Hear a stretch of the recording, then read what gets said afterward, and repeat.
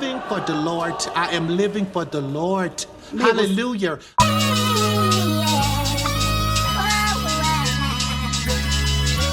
This shit is crazy.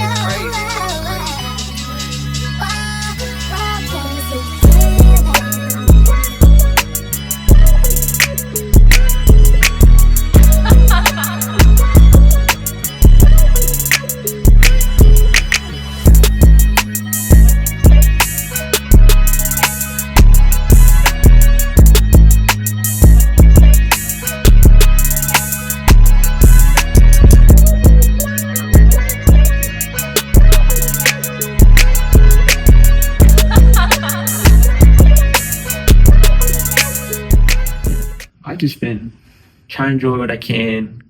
I think the loneliness factor's been hitting me living here because all my friends left now. Yes. So, yes. And you moved in by yourself, right? You moved by I'm living by myself and all that stuff. And so then did everybody leave? Mm-hmm.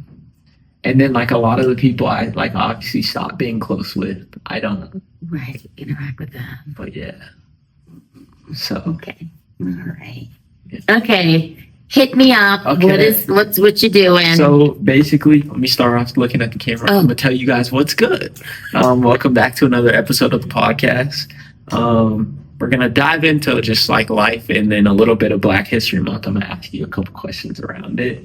But this is Heatherlyn, a mental health clinician here at UCCS and also my former therapist, which we love. Oh, I'm open and honest. Okay. I hope I wasn't a problem or anything. No, I loved having our conversations because I vividly remember that we would just talk about the fact of I saw myself as like living in like a TV show or something, like a freeform show, and we just laugh about it every weekend. Yeah. I think that helped me so much. Yes. Yeah. So much. Yeah. It was a pleasure working with you. So yeah. I will honestly say that like there's all forms of therapy, but I think everyone should invest in it because I honestly think it helped me so much, and it really does change. Like you're not bottling stuff up anymore. Yeah. And so it really does help. Yeah. Good. But first, hit you with a little Black History Month type question. Mm-hmm. Growing up in the Bahamas, what did being Black feel like before it became a conversation like it is here? So because the Bahamas is a majority Black country, one of the things I recognized when I came here is that my entire experience is very different than a lot of African Americans. I do know that in the South, there were pockets of, maybe in the North as well, but I know that there were pockets of like rich Black people, and so they were surrounded, but like all their doctors and stuff like that were Black. But I think for the majority of America, that's not how it was. But in the Bahamas, everybody that I knew, like all of the professionals were Black, so it wasn't ever like it wasn't anything that we ever had to think about. Coming here, it's only when you come out of that environment that you recognize how different that experience is to grow up and see Black doctors, Black lawyers, Black whatever, and then come to somewhere where Obama was the first Black president. Like all of our prime ministers and governors, for the most part, have been Black. So it's just very different, a different experience. So what kind of led into your decision to come in here to the States? Especially it's school. Okay. I didn't plan on staying in the United States. My plan was to go and get my degree and then go back home and become a marriage and family counselor. And I had a friend that was doing psychological assessments, and we were going to open this practice together. But I didn't plan on staying here. Yeah. So. So the other part of that is I met someone. Yeah. That's the important part. That's how I ended up staying, really. Yeah. that makes me even kind of go into, because that's not even really traditional for you, right? Because you're in an interracial relationship, especially with all that stuff. And so how does that kind of frame your mind around it all? Because you're from the Bahamas, you are Black, but you're not African American, but you're also in an interracial relationship. So like, how does that? Well, I think we have 3 sons. So we always, it's a joke, but it isn't, that neither of us are Black, are African Americans raising African American men of all, right? Of all the demographics it could be. We have 3 African American men. So the thing, like my husband was very mindful talking to his Black friends about, he never had to have that conversation about if the police comes, and we've been pulled over with my husband. But having to have that conversation about what to do when the police comes, if you get pulled over. And now we have some of these, that's he's driving now. So and that's not my experience either, right? Like if you get pulled over, you get pulled over in the Bahamas. You were speeding, you were whatever. So we've had to learn how to raise African Americans in addition to learning how to raise just good people. So that makes me kind of ask, just because I know in my life, no matter what my partner looks like, I'm going to have that conversation. And so what was a little bit of, what did you say to your sons? I said less than my husband because I still feel like an outsider in a lot of ways here. I get very nervous when I see the police, just because I have never I've gotten pulled over for speeding. But it wasn't until the boys started learning how to drive that came into our mind, and they learned how to drive more with Lewis than with me, because I am not teaching a 15 or 16-year-old how to drive. My heart. But just making sure that what I do is I try to talk to them about what it is to be Black. What does that mean for them? Like what kinds of stuff are they watching on TV? Like what types of music are they listening to? Because that's their culture. It's not culture. Mine. Yeah.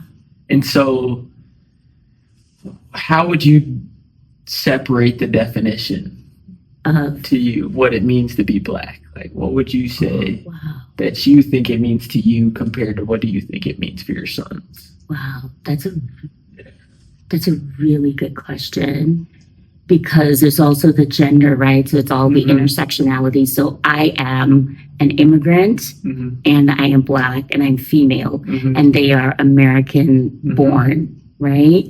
And because I'm from the Bahamas, they actually spend more time with the white side of their family than with the Black side, right? Because so then they're also like Bahamian, but not really. So the thing that I'm very cognizant of is just how my life experience has been different. And so their history is not my history, but I still have to learn about African American history in order to be able to talk to my boys about what that means to be an African American young man in the States. Because for all intents and purposes, they're a little Black, they're lighter skin, but they're so Black. At the end of the day. So I have had to learn about African American history. And just being mindful when I'm talking to them that it actually isn't my story, but it is theirs. So it's difficult, but also learning from our Black friends, which we don't have a lot of in Colorado Springs, but we do have some that can be mentors for the boys. I think all you can do is learn. And I think the craziest thing is that off of first glance, they will just assume based off looking at you, Mhm. but like you are different in that Yes. sense. And so Yes.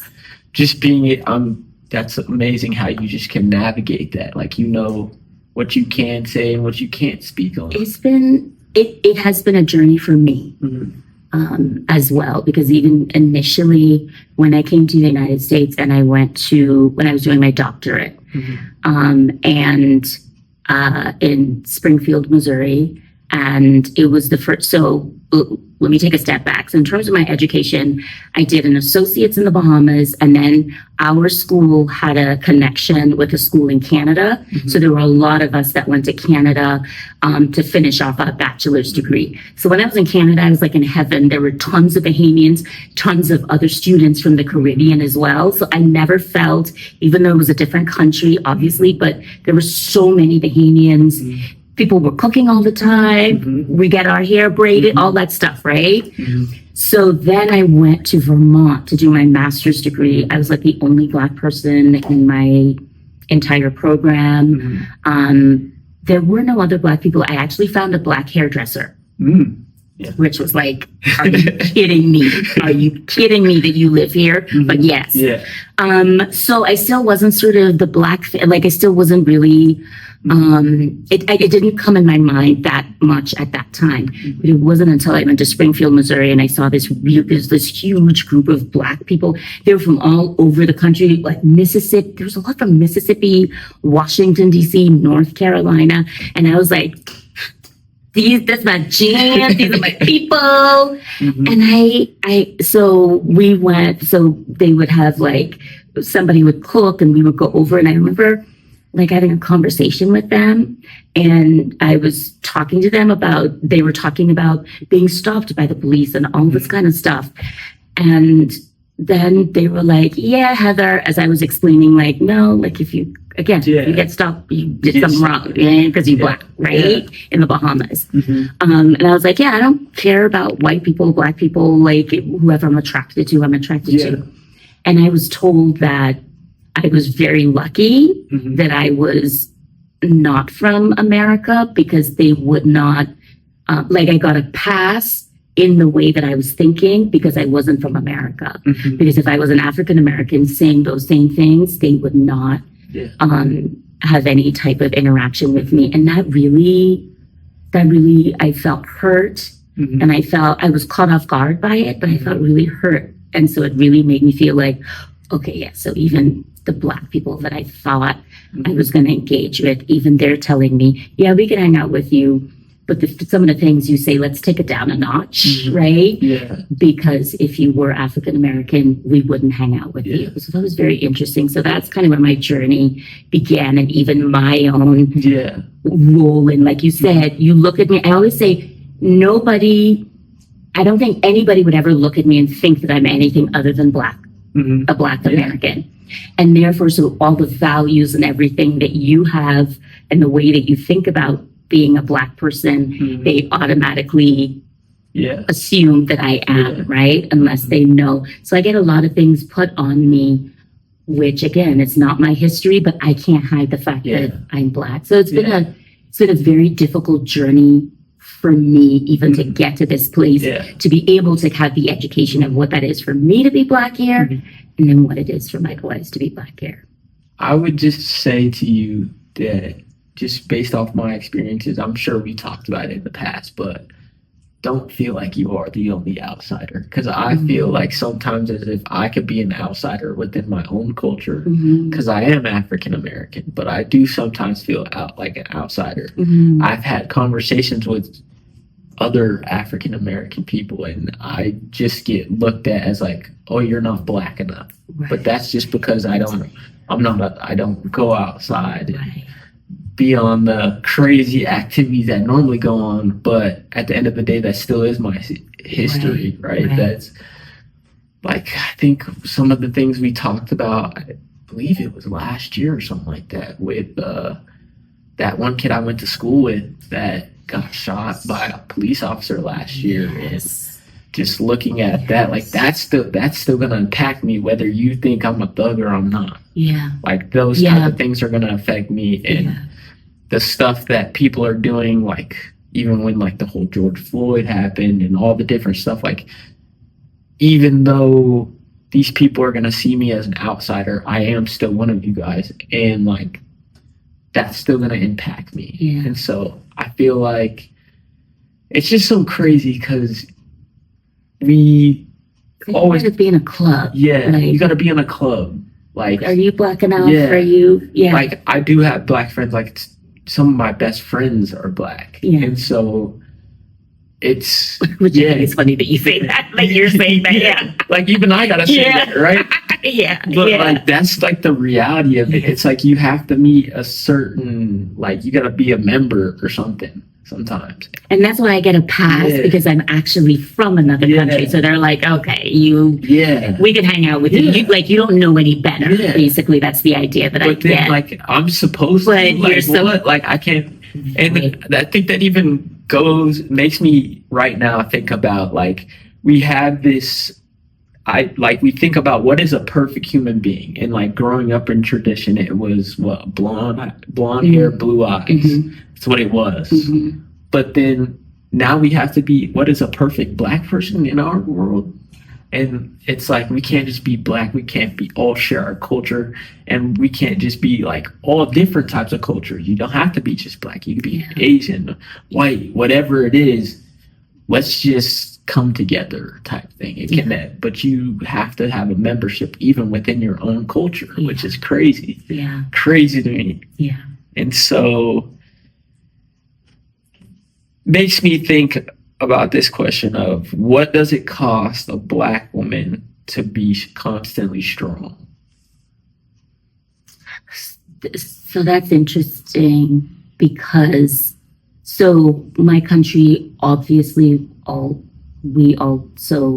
Christopher Columbus, when I was in school, Columbus discovered the Bahamas in 1492, right? So we were from Spain and all these different European countries. We ended up, Britain was the last place that was our colonizer. So the Bahamas independence from England in 1973.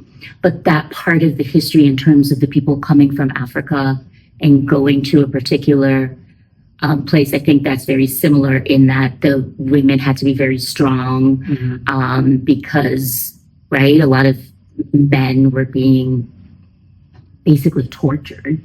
But so I think that part, that matriarchal part, I think in the diaspora that seems to be common in terms of we're more matriarchal society than a patriarchal society. So I think that part of it, like right up until then, feels very similar in terms of, so we just expect African women to be stronger, right? And even in the Bahamas, it's still a matriarchal society as well. So I think that, like I said, up to a point, it's very similar. And then we moved apart because we did get independence. And I don't remember when slavery ended in the Bahamas, but they left. Most all of the white people left, and they left all of the plantations and stuff to the slaves. Which I know did not happen for the most part in America. Most of the white people stayed, right? So that's why we ended up seeing so much more Black people in the Bahamas and Black people in different positions.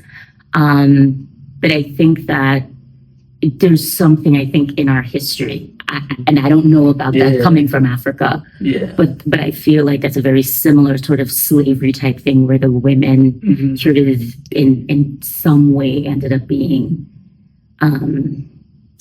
the leaders in one way of the family, which is just system. Crazy to me. Like you guys have to be strong, and we can't show any weakness. Right.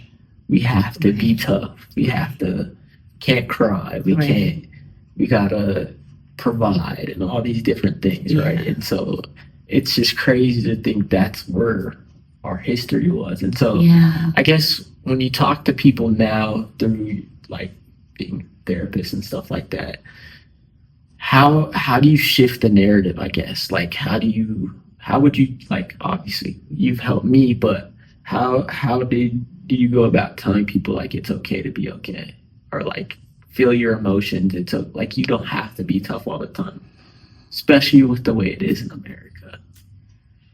I think that, so therapy, like, right, like this is a therapy room, right? So this, in this therapy space, I try to create a space where it is safe for people to feel whatever they're feeling and there's no judgment, right? Keeping in mind that when they walk out of this room, that's a different experience altogether, right? I know what it is, which another thing, maybe even going back to one of your former questions, like I know when you go to the store, this thing happened, it's just how I live here. So you go up to the store and they're like, hey, do you want this receipt? And I always was like, yes. And the reason I didn't know at first why I was doing it until I was listening to a comic comedian on NPR. And he said the same thing. He was like, I don't ever, when they ask me, I always take it because I don't want people to think that I'm stealing when I leave the store. And I was like, wow, that is why I do that. So, but the thing is like, you have to decide who you are and what are the things that you're going to be willing to navigate or not. I think for people of color, we all have that extra layer of thought when we are walking around the world, right? That's a burden. Right? How do you navigate that? Well, therapy is a place that we can come and we can just talk about that and we can help you to navigate that internally. And then what does that mean when you walk out of here? How do you take that with you outside of this door? Yes. Because I could do all of that in therapy and I walk out here and they still see, like, I still can't get mad because then that's the idea of the angry Black woman. And there's a lot of negative connotations to that. And again, people then put their values on me and what that means and what is that supposed to look like. So it's a very delicate dance that I think people of color have to do when they are out in the world in America.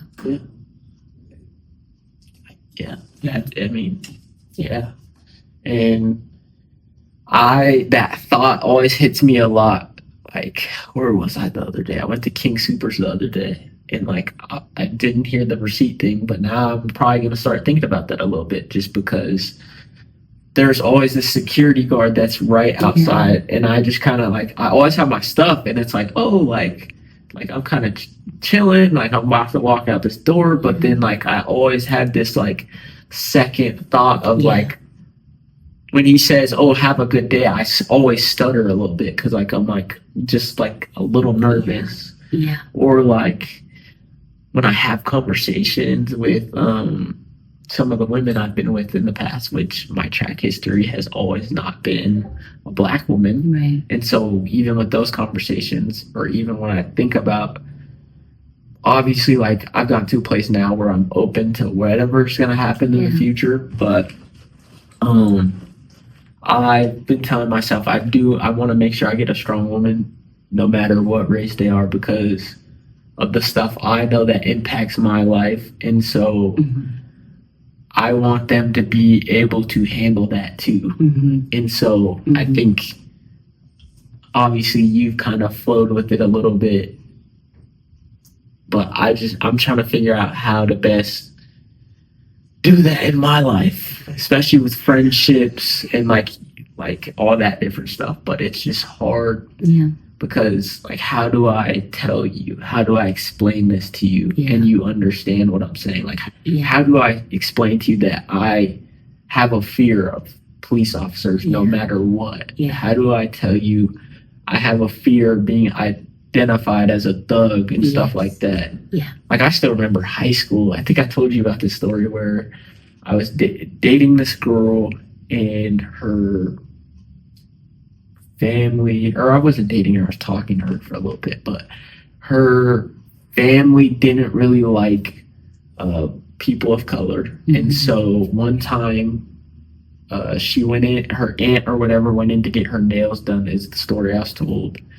by one of my friend's parents, and they were like, "Oh, Darius is a thug. Like, I don't like him being with my niece." And I was like, "Do you know who I am? Like, if you know who I am, I'm far from that. Like, I'm a Marvel nerd, and like I'm goofy. Like, I'm far from it." Yeah. But like, I was already assumed to be that, even though like everyone that actually knows me doesn't.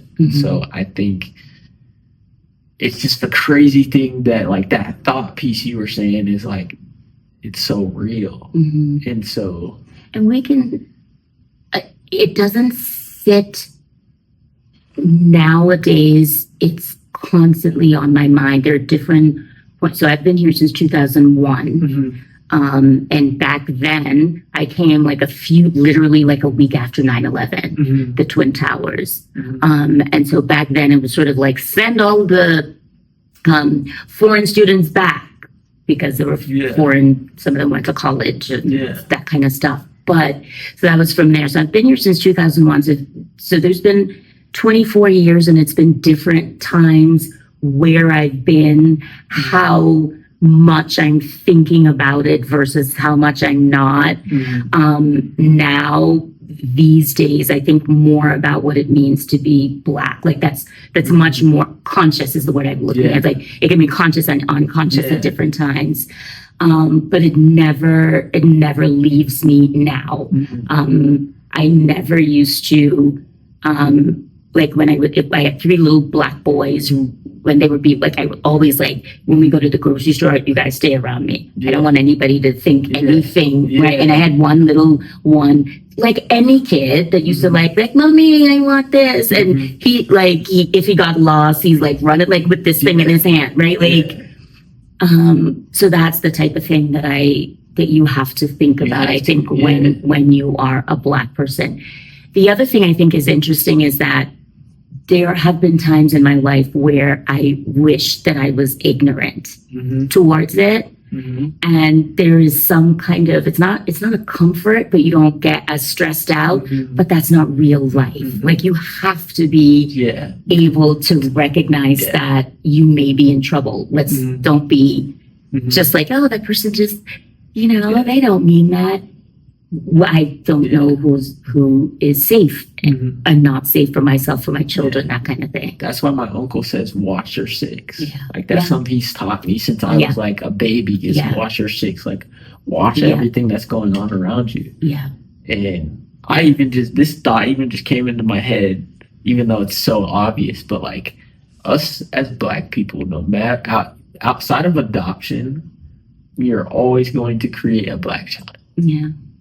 Whether it's half, full, or whatever it is. Like, we're always going to create a Black child. And so, just the fact that... And that means something living in America. It means something. That means something. And it's not always positive. We all, like, just has to keep going. Like, I know when I have a child, I have to have that conversation. And that my child has to have that conversation. And, like... Hopefully not your child's child. Hopefully by then. Hopefully, but like even then, I feel like just even the whole concept of you're a product of your environment a little bit. And so, what do I think racism is never? It's like it's gonna ever go away? No, I don't think that. Like I know that other people's environments lead them to where they end up going, and so I think that all I can hope for is that the conversation gets a little bit better. And I think it has. Just looking at history, I'm sure that the conversation my granddad had with my dad is probably a little bit better than what it was for me. And so that's all that's all we can really hope for. And I also think that your generation is different. My sons, though we are in Colorado Springs, so that's not a very diverse, but my son has like white friends and he has like Hispanic or Latinx friends. So that's also, and friends from Africa, right? And so, or the Caribbean. So I think that, each generation, the kids are seeing it less and less, and it's just like, you're just my friend, and they are appreciating other people's cultures. So it's not that they're being colorblind in terms of like, I just treat everybody like a human. They are able to see each other and appreciate each other's culture. So I love to hear that. It's not going to be in my generation. It may not be in yours, but maybe your kids. Hopefully soon. Right. The hope, more, right? That's the hope, is that conversation just trickles down. And it's not as deep as it was. And I feel good about that fact. Hopefully down the line it will just get a little bit better. Well, but that's the thing, right? I think, as trite as it may seem, like, we really do have to hope that it gets better. And then what are you doing in your life? Whatever little step that is, with your kids, with your friends, with whomever, colleagues at work, that you are, helping to teach. And so it makes me want to shift the narrative just a little bit of, we talked a little bit about kind of the negative, but not really, but like, who are some people that you would say now, living or dead, that kind of influence you, Black people?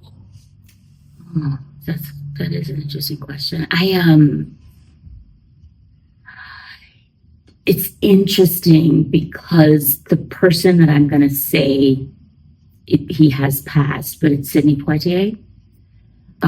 He was born, I think he was born in America, but his family is from, the Bahamas is made up of a bunch of different islands. And his family is from one of the islands that my family is actually from. So they know the Poitiers. But what he did, like, he came to America, he was a big star, one of the first, I think, to got an Academy Award, I think.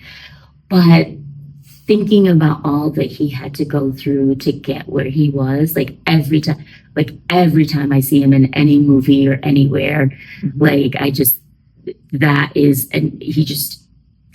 he carried himself, he had such poise, he had such grace, even in the light of all that stuff that was going on around him. So I'd say Sidney Poitier would be somebody that I definitely would look up to. Yeah, that's a good one. Yeah. I could say so many names. Yeah. I could say Denzel. I've been really liking his quotes lately. Jackie Robinson, just because I was a kid that played baseball growing up, and being the only Black kid on my team from time to time. Honestly, I've been really liking the things that Ryan Coogler and Michael B. Jordan. Not for the same reasons as my mom, I just have to say. Gotcha. Got it. Yeah. I felt like that. You said it. Because I know a lot of you ladies out there are in love with him. But I think I've really been liking the things that they do, in how, with the Sinners, one of the examples of this whole horror kind of genre, but tying in Black culture. I love that. I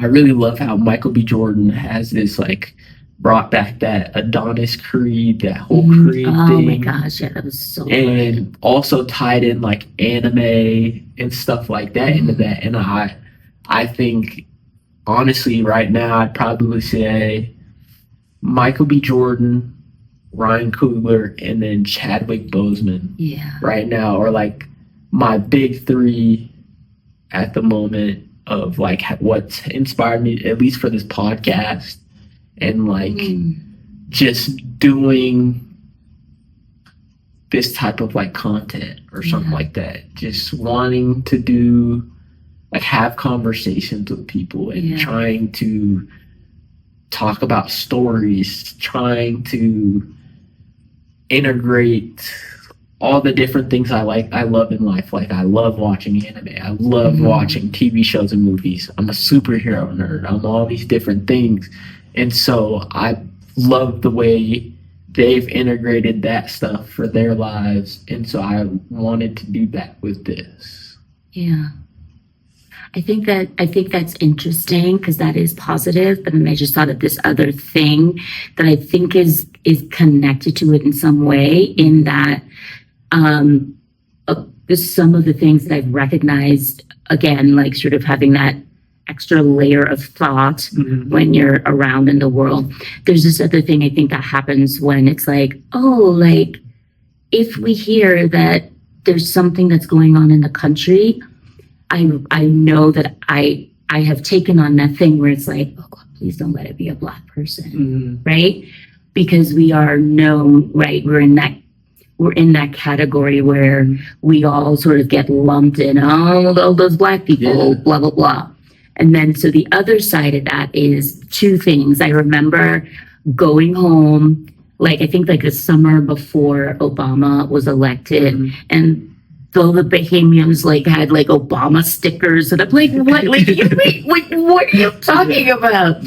And I remember Black Panther, and just how like I feel like, again, the diaspora, right? Like diaspora, how like that was sort of the positive, like, yes, like that, like everybody loved that. It's like, yes, like I feel like I owned a piece of that.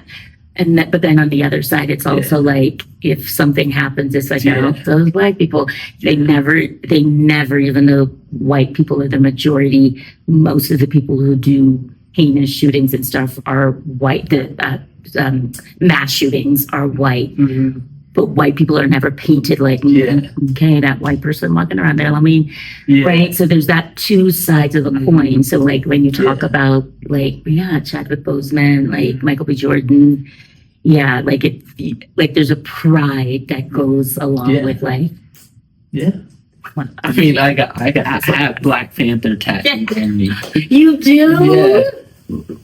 Oh wow! It's wow. If you see them like the movie where he walks up to the ancestral tree. In the end, not in the end, but when he went, when to go see like his dad and stuff like that. I have that, him walking, the person walking to the tree with the panthers, King of Wakanda, and then I just have a panther right here. Wow, that is really on the back, cool. I have Miles Morales with the leap of faith. Yeah. Wow, that is really cool. Well, that person did a good job. A really good job. They did. Wow. So sort of like, we're celebrating that.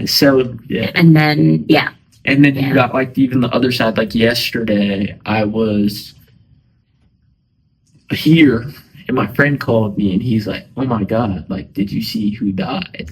And it was this rapper that I saw in concert last year. Like I was going to the Rod Wave concert and like, they have the pre-performers or whatever.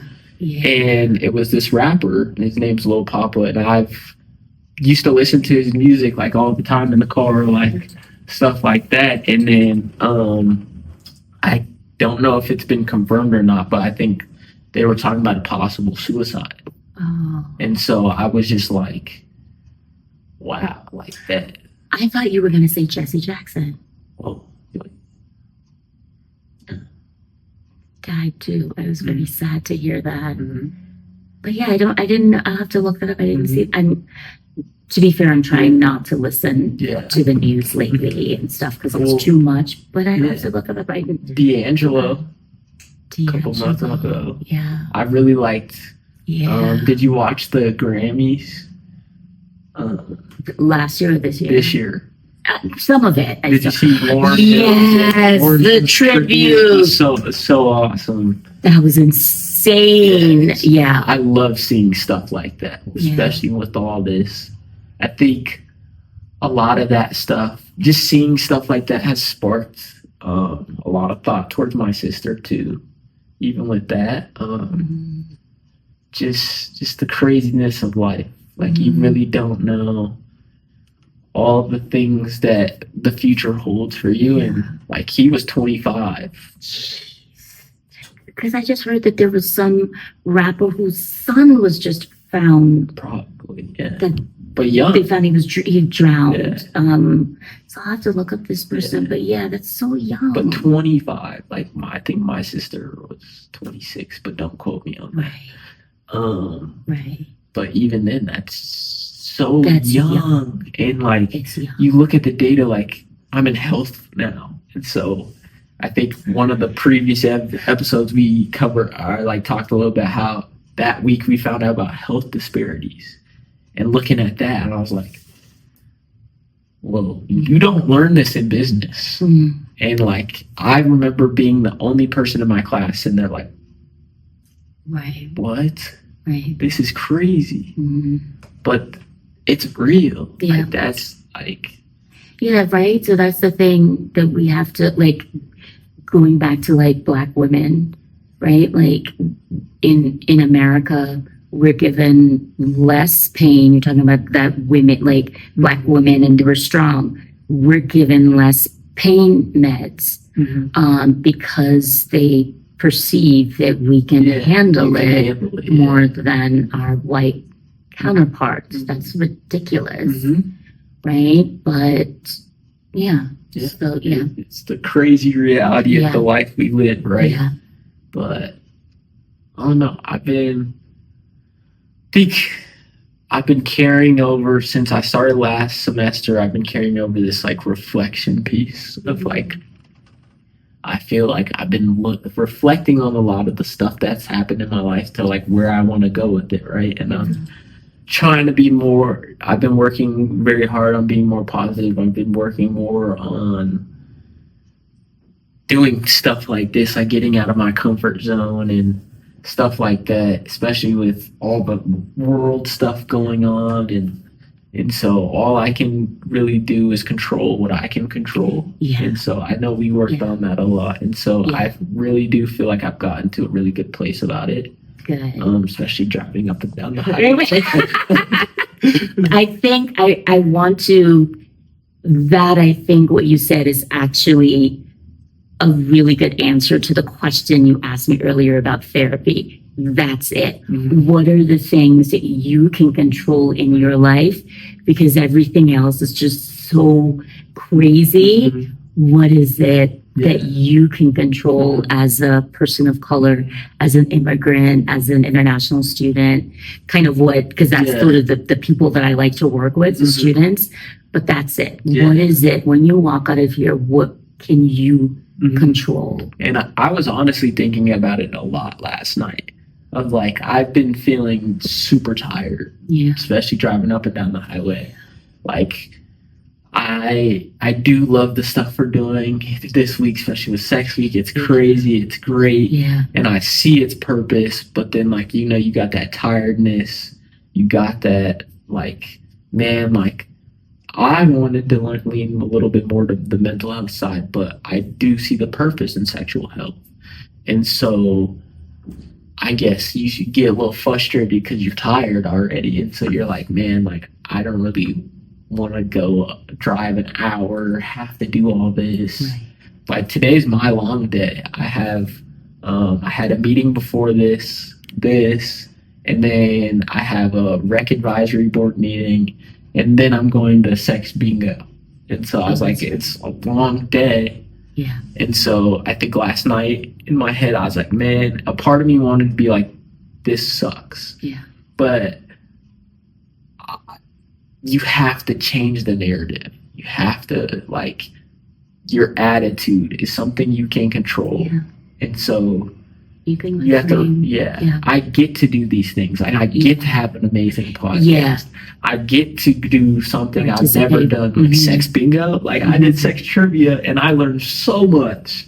And I was like, whoa, this is crazy. But like, I learned that, and that's not something I got to learn before. And so it's shifting that mindset and shit. Like, I can control my attitude. I can control the level of energy I want to bring to something. Yeah. And so I was like, I had to put myself in check a little bit, especially with the week, like 2 weeks I've been having with this apartment thing and having to drive up and down. But I think I look at Black men like me, and I think the biggest piece of advice I can give is like the control, what you can control. And like, one of the things you can control is your attitude towards things. Like, when crazy stuff in life happens, which it always will, you can't control those things, but you can control your attitude towards those things. Mhm. And think about how it will affect you first, because you got to put yourself first. Yeah.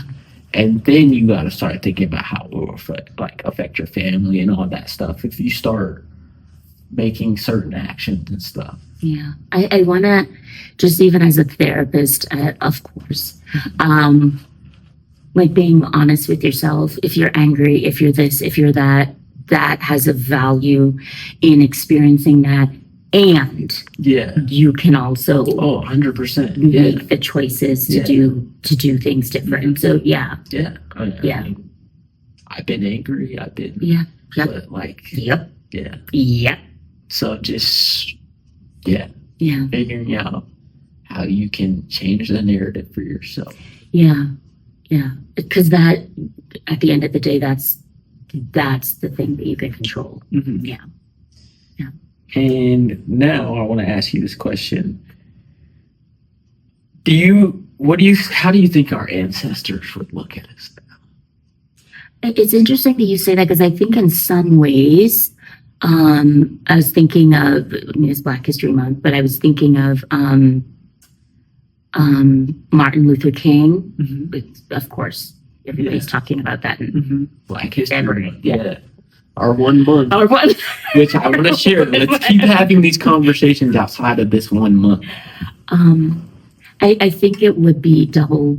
I think it would be both sides of the coin for him that he's seen. He's been able to, there's so many advancements. And then in some ways, there's also been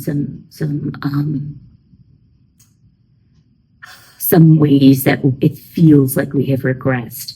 But I saw this thing with Jesse Jackson, and he was, I think he was either a presidential nominee or something like that. I mean, he didn't win, but they showed him, he was at the park that night, and I think it was in Denver. I think that was the first time Obama won. Mm-hmm. And I think they did it here. I don't know why. Anyway, and Jesse Jackson was there to see that. Mm-hmm. And he was just in tears because it's like he got to see that. Got to witness that. He got to witness that history. Right. So I think that there's two sides of the coin. I think that we have come far. Mm-hmm. And then on the other hand, we have not come far enough. Mm-hmm. Yeah. So, And so, we'll wrap it up. Okay. I appreciate you coming on. Thank you. Give me your flowers. You've honestly helped me so much in life. And I really want you to know that, and know that you were a very important figure in my life, especially because I had to get into a place where I had to come to therapy. And then once I did, it helped me like so much. Yeah. And I really think that was a piece to helping me become the person I want to become and figuring that out. So I appreciate you. And staying on MLK, I always end my podcast with a quote. Okay. And so this quote is, and if you haven't tuned into my quotes for you on my Instagram, I do like a quotes for you series. Oh, okay. But it is, if you can't fly, then run. If you can't run, then walk. If you can't walk, then crawl. But whatever you got to do, just keep moving forward. Martin Luther King. Love it, love it, love it. I appreciate y'all. I'll catch y'all on the next one. Much love. Go on.